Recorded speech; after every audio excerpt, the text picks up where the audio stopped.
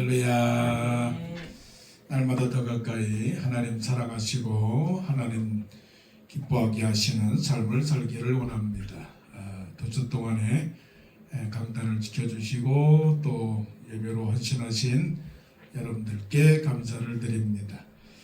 오늘 말씀은 지난 3주 전에 말씀드렸던 그 안식일에 관한 말씀입니다.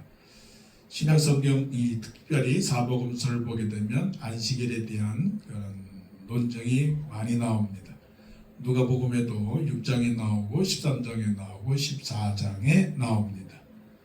안식일이 당시에 그 유대인 종교사회, 신앙 커뮤니티 거기에서는 상당한 이슈입니다. 왜냐하면 하나님께서 정하신 그 안식일을 서기관과 바리새인 장로들이 그것을 이용을 했습니다. 이용했다라고 하는 것은 안식일을 통해서 그들 나름대로의 기득권 행사의 도구로 만들었다는 것이죠. 말이 안 되는 거죠. 하나님의 안식일을 사람의 안식일로 바꿨다는 것입니다. 목적이 하나님을 위한 안식일이 되어야 되는데 자기들만의 안식일로 만들어서 신앙에 하나의 벽을 만들고 성을 만들고 그들의 기준에 맞지 않는 사람들을 내 신앙들을 폄하하고 판단하고 그리고 배척하는 그런 것으로 만들었다는 거죠. 그렇기 때문에 예수님께서는 그들의 신앙을 바로잡기 위해서 바로잡는다는 것은 교훈하고 책망하고 바르게 하고 의로 교육을 내서 올바른 안식일의 의미를 가르쳐 주기 위해서 오늘 말씀이 누가를 통해서 기록되고 있다는 거죠. 여러분, 잘 산다라고 하는 것이 무엇일까요? 또 잘 믿는다라고 하는 것은 또한 더욱 무엇일까요? 대부분 잘 산다라고 하는 그 기준을 내면으로 기준을 보기보다는 외면으로 기준을 보는 경우가 많죠. 잘 산다라고 하면 돈이 많다. 돈이 많다는 것하고 잘 산다는 것하고 연결하면 굉장한 불행한 사람이 되는 거죠. 그러니까 잘 산다라고 하는 기준을 돈이 많다라고 하는 기준으로 해석하게 되면 이거 맞지 않죠. 왜냐하면 돈 많은 사람이 그러면 잘 사는 건가? 그렇지 않은 경우가 많다는 거죠. 그러니까 돈 많은 사람이 행복한가? 그렇지 않아요. 그럼 잘 산다는 기준은 무엇인가? 잘 산다는 것은 외형적, 물질에 있는 것이 아니라 내면적, 마음의 태도에 달린 거라 이거죠. 근데 우리는 그것을 잘 몰라요. 그래서 지혜라고 하는 게 어디 있느냐면 이 세상의 지식은 잘 산다라고 하는 기준을 계급이나 물질이나 지위나 직업의 가치를 둡니다. 하지만 우리 믿는 사람들은 잘 산다는 기준을 마음의 태도의 기준을 둬야 되는 거죠. 그래서 우리는 약해도 강한 것이고 없어도 많은 것이고 또 약해도 강건한 것이고 죽어도 죽지 않는 이 비결을 우리는 깨닫게 되는 것입니다. 서기관과 바리새인들과 장로, 곧 유대인 사회를 이끌었던 기득권의 세력들은 어떤 생각을 했느냐 하면 하나님을 믿는다라고 하는 신앙은 내면적 태도에 달린 것이 아니라 외향적 조건에 달린 것이다라고 그렇게 생각을 했습니다. 그래서 그들은 하나님을 믿는 것은 조건이다라고 하는 것으로 항상 해석을 했습니다. 그래서 그 조건은 무엇이냐? 일주일에 2번을 금식을 해야 되고 그 다음에 또한 안식일을 지켜야 되는 것이고 그 다음에 또한 또 11조를 드려야 되는 것, 이런 것들을 기준으로 삼는 것입니다. 그러니까 하나님의 기준으로 신앙을 갖기보다는 자기들만의 기준으로 갖기 때문에 그 유대인의 사회는 하나님 중심의 그 유일신 중심, 곧 신정 정치라고 하는 그 사회임에도 불구하고 분리된 사회가 되었고 계급적 사회가 되었고 폐쇄적인 사회가 되었고 차별적 사회가 되어버렸다는 거죠. 그것은 그 우리 이 현대를 살아가는 현대인들이나 우리 기독교인들도 마찬가지의 모습을 갖고 있습니다. 아름다운 교회는 어떤 교회입니까? 하나님을 기쁘게 하는 교회는 어떤 교회입니까? 잘 믿는다라고 하는 사람은 어떤 사람입니까? 다시 한번 생각을 해보죠. 교회를 다니는 사람이 정말 믿음이 있는 사람입니까? 물론 그렇죠. 교회를 다니는 사람은 믿음이 있는 사람이니까 다니지만 그렇지 못한 사람도 있다라고 하는 거예요. 교회를 다니고 잘 믿으면 얼마나 좋겠습니까? 그러지 못하죠. 그렇기 때문에 교회를 다니면서 잘 믿는 것은 더욱 중요하고, 교회를 다닌다는 그 자체만을 가지고 믿는다라고 그렇게 또 인정해서는 또 안 된다는 거죠. 그건 경솔한 거죠. 큰 교회가 아름다운 교회냐? 물론 큰 교회가 아름다운 교회일 수 있죠. 그렇지만 그러면 작은 교회는 아름답지 못하냐? 또 그렇게 만들 수가 없습니다. 자, 큰 교회는 더욱 아름다운 교회가 되어야 되는 것이고, 작은 교회는 또한 아름답지 못하다라고 하는 결론을 내리기 전에 아름다운 교회로 만들어 가야 된다라고 하는 그런 철저한 자기 준비가 있어야 된다는 거죠. 기준 판단과 기준이 다르다는 거죠. 자, 안식일이 왜 그렇게 문제가 되느냐? 판단의 기준을 자기 중심적으로 판단하기 때문에 그렇다는 거죠. 누가 진실한 사람인가? 누가 신실한 사람인가? 누가 정직한 사람인가? 누가 믿음의 사람인가? 누가 기도의 사람인가? 누가 헌신의 사람인가? 누가 선교의 사람인가? 누가 사랑의 사람인가? 누가 판단합니까? 하나님이 판단하는 겁니다. 그래서 사도 바울은 아무것도 판단하지 마라. 또한 내가 내 자신을 살펴볼 때 내가 하나님 앞에 자책할 아무것도 깨닫지 못하지만 그러나 이로 인하여 내가 의롭지 못하다.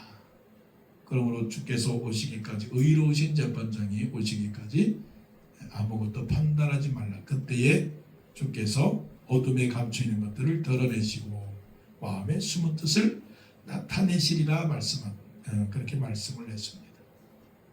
자, 오늘 이 말씀을 통해서 우리가 깨닫는 건 뭐냐면, 서기관과 바리새인들의 그 태도를 예수님께서 꾸짖으셨습니다. 자, 서기관과 바리새인들은 지금 뭐냐면 부드러운 태도나 그 열려있는 태도가 아니라 어떻게 예수님께서 하시는 일들을 한번 봐가지고 잘못된 것은 한번 판단하고 그 판단에서 자기들이 생각할 때 이건 아니다라고 했을 때에는 고소할 생각을 가지고 있었다라고 하는 것이죠.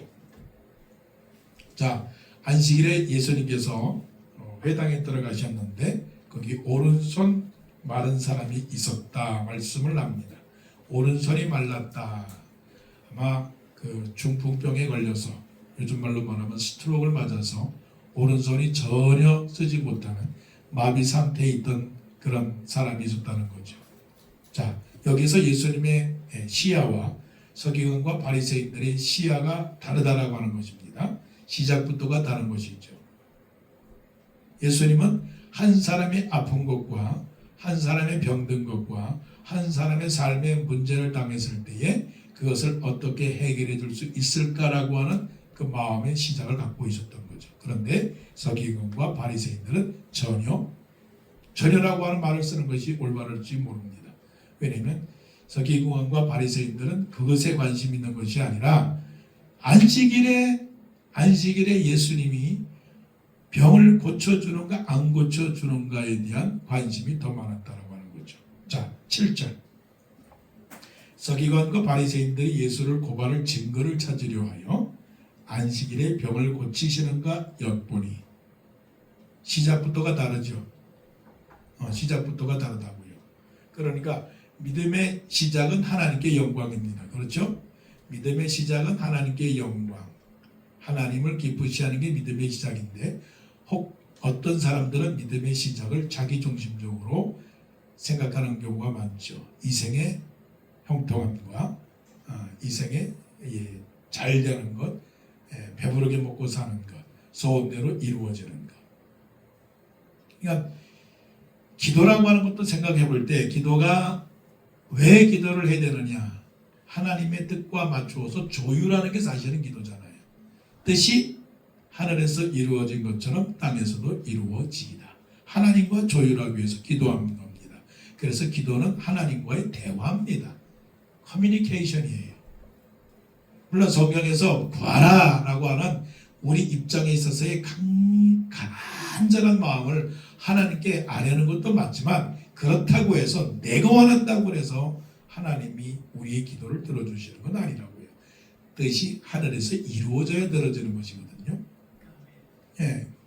그런데 우리가 잘못 생각하기로 무조건 기도하면 다 이루어 주신다라고 하는 금나와라 뚝딱식의 기도를 가르쳐 주게 되면 결국은 시작이 잘못되면 어떻게 되는 거예요? 예. 끝이 달라지는 거예요. 단추를 하나 둘 셋 이렇게 끼워야지 옷이 잘 맞는 것이지, 단추를 잘못 끼우게 되면 신앙이 올바르지가 못하단 말이에요. 그렇게 되면 어떤 결과가 생기게 되느냐 하면 모든 영광을 하나님께 돌리는 게 아니라 자기에게 돌리는 것입니다. 그래서 하나님의 시작, 믿음의 시작이 하나님 마음의 중심적으로 시작하는 사람들의 고백은 뭐냐면, 항상 뭐냐면 감사합니다, 은혜입니다, 영광 돌립니다 하는 거예요. 그러나 자기 중심적으로 생각하는 사람은 내가 했습니다, 내 것입니다, 내 말이 맞습니다 그러는 거예요. 자, 그 6절에서 예수님은 뭡니까? 예수께서 회당에 들어가서 가르치실세 거기 오른손 마른 사람이 있는지라. 그 영혼을 보았어요. 영혼을. 그런데 서기관과 바리새인들은 사건을 보았다는 거예요. 사건을. 사물을 보았다라고 말하는 거죠. 사람을 보았느냐, 사물을 보았느냐. 곧 이것은 내면을 보았느냐, 외면을 보았느냐라고 하는 것이죠. 그러니까 그들의 생각을 예수님이 아셨다. 8절에 예수께서 그들의 생각을 아셨다. 그들의 생각을 아셨다는 것은 나의 생각을 알았다, 우리들의 생각을 아셨다. 부끄럽고 창피한 일입니다. 이거는 빼도 박도 못하는 일입니다. 우리가 지금 계속적으로 부인합니다. 하나님 모르시죠? 하나님 모르실 거야. 분명히 모르실 거야. 왜? 내 눈에 나타나지 않았으니까. 그러니까 예배드리는 우리 자신도 예배를 드리면서 하나님 안 계시지 뭐 우리끼리 하는 거야. 이거는 그냥 예배의 의식에 불과한 것이지 우리 예배를 받으실 거야? 그거는 모르는 일이지 뭐. 그냥 그러니까 교회는 하나의 소셜한 것이고 교회는 하나의 집단이고 사람이 모이는 것이고 그런 것이지 뭐 있겠어. 이렇게 생각할 위험이 있다는 거니까 아주 조심스러운 거죠.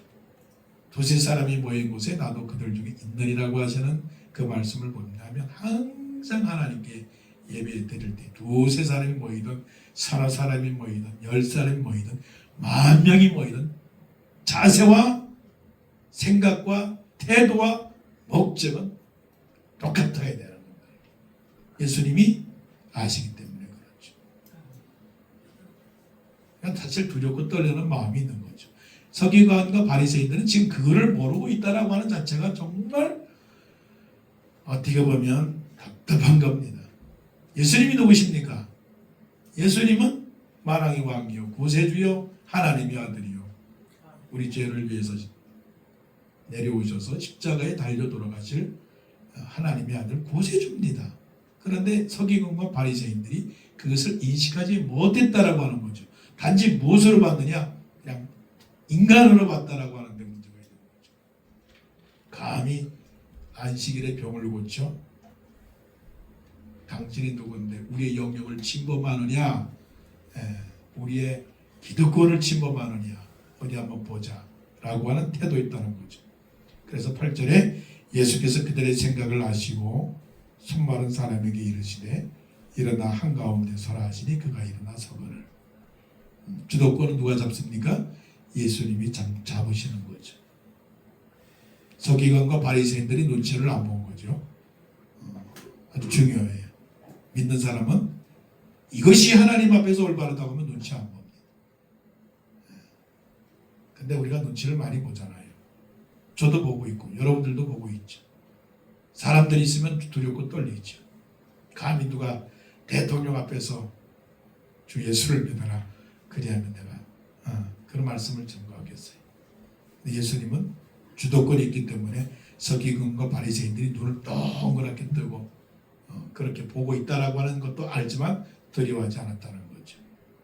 믿는 사람은 두려워하지 않는다. 믿는 사람은 쫄지 않는다. 믿는 사람은 겁내지 않는다. 이게 주도권입니다. 주도권이에요. 예수님이 무서울 것도 없죠.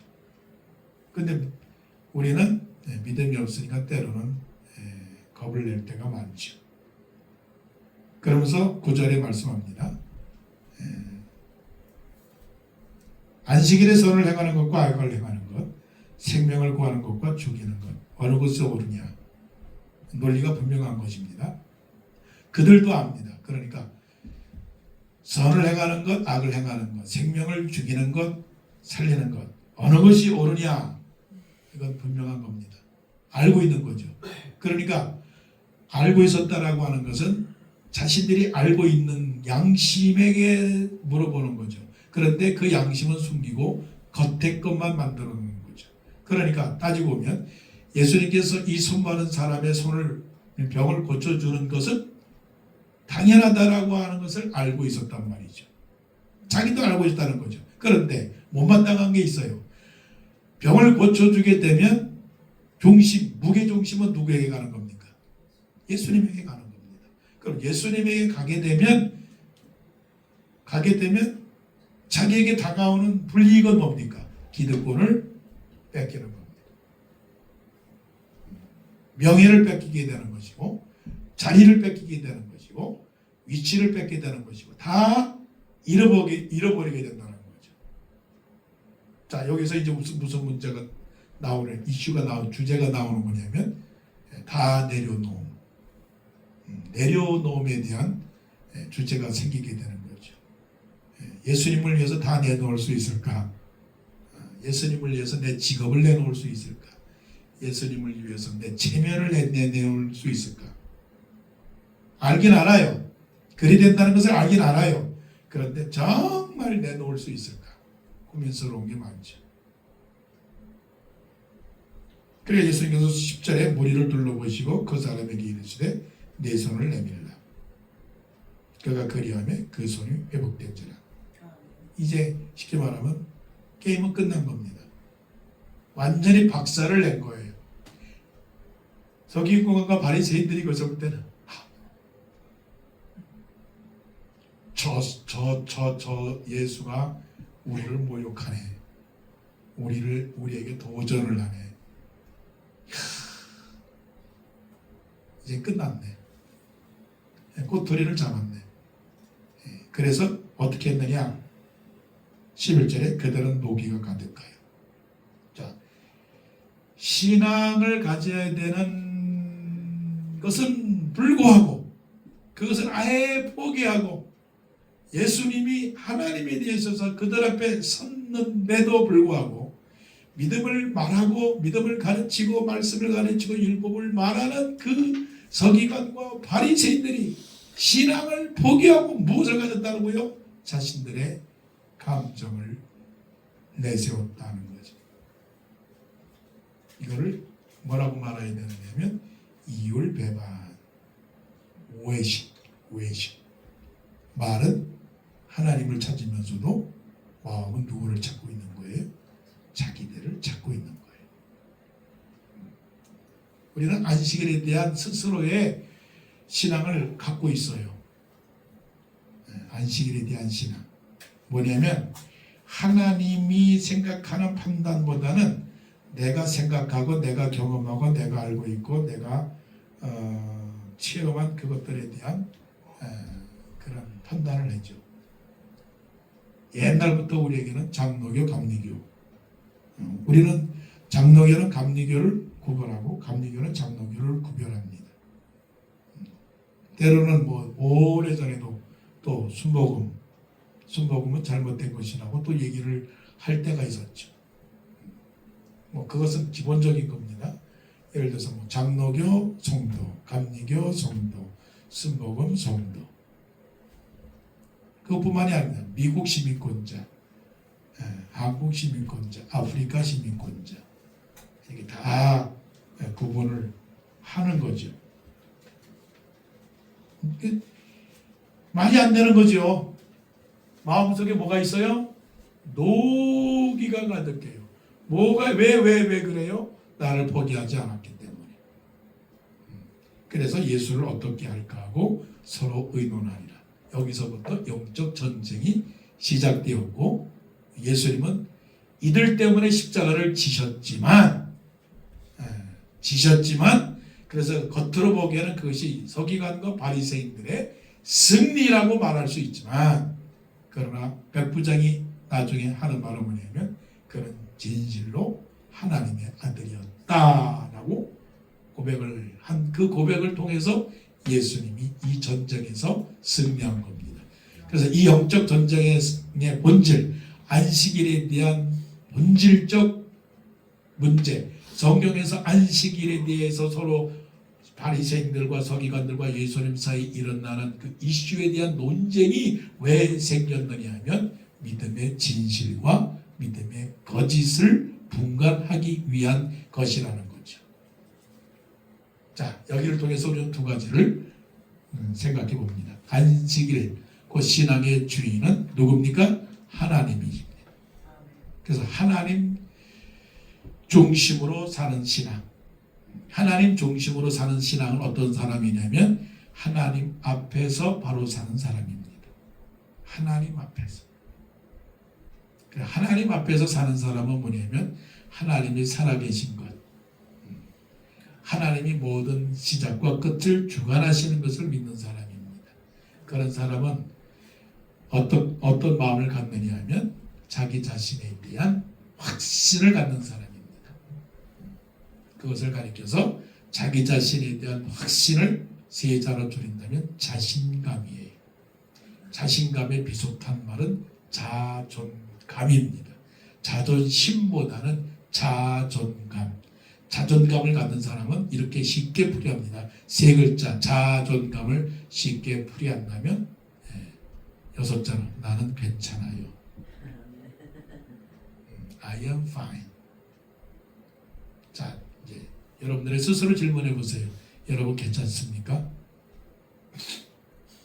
여러분 겁냅니까? 겁내지 않습니까? 한 날마다 일어나면서 나는 괜찮아. 나는 괜찮아요. I am fine. I am fine. 나는 괜찮아. 하나님이 나를 보시니까. 하나님이 나를 지켜주시니까. 여호와는 나의 목자시니 내가 부족함이 없으리로다. 나는 부족함이 없으니 내가 부족함이 없으리로다. 나는 원하는 것도 없고 바라는 것도 없고 기대하는 것도 없고 부러운 것도 없고 괜찮아. 나는 충만해. 왜 충만할까? 하나님이 나를 잘 아시니까. 하나님이 나를 정확히 아시니까 지금까지 살아온 것도 하나님이 아셨기 때문에 이렇게 살아오게 하셨고, 앞으로도 하나님께서 나를 정말로 귀하게 살게 하실 거예요. 그래서 나는 불행하지 않아. 나는 어느 누구도 원망하지 않아. 내 인생은 아름다웠어. 우리 이민자들이 갖는 그 부족한 점 중에 하나는 뭐냐면 과거에 사는 거예요. 과거에. 내가 서울의 유명한 대학을 나온 사람이다. 내가 지금 미국에서 이렇게 살지만 내가 저 한국에 살 때는 금두꺼비가 100개 있었다. 내가 큰 회사에 내가 상무 전무로 살았다. 내가 큰 회사에 S라고 하는 회사, H라고 하는 회사에 근무하고 살았다. 과거에 삽니다. 과거는 그렇다면 지금은 뭐냐 이거지. 한국에서의 자존심은 살아있었고 미국에서의 자존심은 어떠냐 하는 사실이죠. 어떠냐 사실. 제가 한국에 갔다 왔지만 한국 그렇게 자주 안 가도 될 것 같아요. 아니 업무에 있어서 가는 건 할 수 없죠. 업무에 있어서 오해하지 마시라고요. 그렇다고 해서 한국을 부러워할 필요는 없어요. 한국에 있지만 그냥 나는 미국에 가야 된다라고 하는 마음이 점점 더 생기는 이유는 뭐냐면 나를 미국으로 보내셨기 때문에 그래요.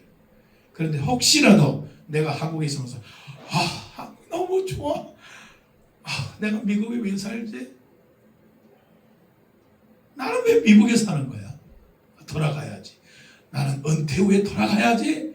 거기가 돌아가야지 하면서 그런 생각을 하게 되는 것 자체가 문제가 있는 거죠. 왜냐하면 나를 보내신 하나님에 대한 자신감, 자존심을 잃어버리는 거죠. 물론 그렇다고 해서 하나님은 모든 것을 하시니까 때로는 미국에 살다가 한국에 갈 수도 있으니까 그야 뭐 어쩔 수 없지만 마음속을 얘기하는 거예요. 마음의 태도를 얘기하는 거예요. 한국에서도 자존심이 있었다면, 자존감이 있었다면 미국에서도 자존감이 생겨야 되는 거예요. 자존감. 무슨 자존감이냐? 하나님이 나를 지키신다. 그래서 우리는 언제나 나는 괜찮아요. 나는 괜찮아요 하는 사람은 행복과 불행에 대한 조건을 따지질 않아요. 하나님 앞에서 나는 행복한 겁니다.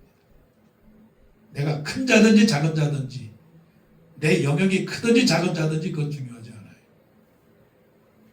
하나님께서 나를 보고 계시고 나를 붙들고 계시고 하나님께서 주신 약속이 이루어지고 있기 때문에 나는 그것을 찾아야 되는 겁니다.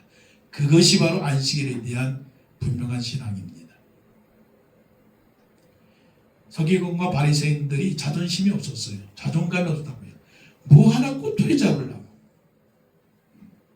뭐 하나 잘못된 거 증거를 찾으려고, 고발을 증거를 찾으려고 마음이 삐뚤어졌어요. 그리고 노기가 가득했어요.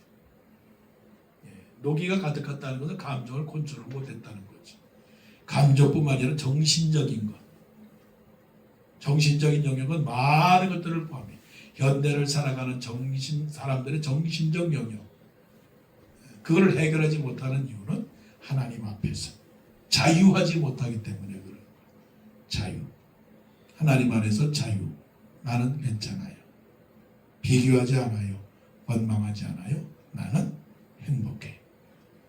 그 다음에 안식일의 주일이 되는 그 핵심은 뭐냐면 사람에 대한 평화입니다. 하나님 앞에서는 자유를 누리고 사람 앞에서는 평화를 누리는 거예요. 잘 산다는 게 뭔지 아세요? 잘 믿는다는 게 뭔지 아세요? 잘 믿는다는 것은 빠르게 가는 것이 아니고 함께 가는 거예요. 함께. 그러니까 한 사람은 패하겠거니와 두 사람은 능히 당연하니 세 겹줄은 끊어지지 아니하리라. 제일 중요한 인생의 교훈은 뭐냐면 사람은 사람과의 관계를 잘 맺어가야 돼요. 관계 형성을 잘해야 된다는 거죠. 가족 간의 관계, 친구 간의 관계, 성도 간의 관계, 이 관계를 잘 해야 되는 거죠. 서기관과 바리새인들이 자기들이 나름대로 신앙적으로 좋다고 말하지만 한편 손 많은 사람에 대한 관심을 없었다라고 하는 거예요. 그런데 예수님은 관심을 가졌다는 게 뭘까? 여러분 관계를 잘 연결하십니까? 관계. 형제 중에 한 사람이 자기 형제를 돌아보지 아니하면 그거는 뭡니까? 그 사랑의 계명을 다 저버린 거라고 말씀하잖아요. 오늘 아침에 교회 오다가 가는데 오리떼가 처음부터 쭉 줄지어가 지나가더라고요. 오리떼를 보면서 마음속에서 마음이 급해요. 나 교회 가야지. 에이 저놈의 오리떼들 왜 이렇게 천천히 가? 속으로 그런 생각을 했어요. 에이 그냥 지나쳐버릴까? 만일에 내 마음에 그 오리떼가 지나가는 걸 보고 급한 마음으로 그냥 확 지나가게 되면 나는 어떤 사람이 되는 겁니까? 관계 회복을 못한 사람이에요. 오리는 관계를 잘 회복해요. 앞자리 다 보내고 맨 뒤에 있는 사람이 천천히 오리가 다 데리고 가는 거예요. 데리고 가. 그렇지 못한 사람이 많죠. 사람이 귀한 줄을 알아야죠. 한국에 있으면서 그런 생각을 했어요. 야, 우리 교회 성도들 참 귀한 사람들이다.